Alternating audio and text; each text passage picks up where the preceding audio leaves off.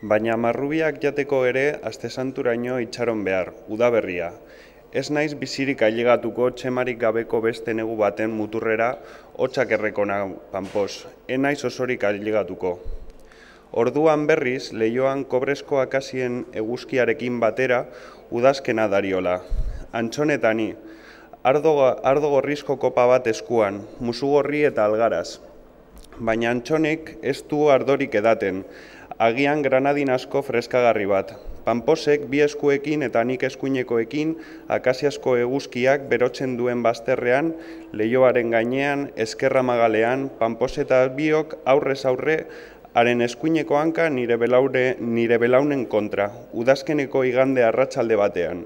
Antxonen hile horia burutik behera dariola, eta algarak natarekin biok zuriz kantzita zure txatxema.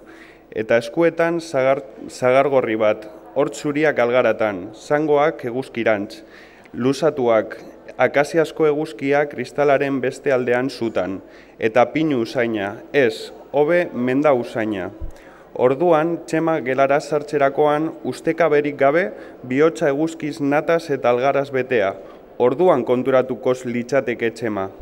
Zatoz, alde egin ezkero, ezagutu dituen maitasunezko historiak gezurrezkoak direla gurearekin konparatzen badira.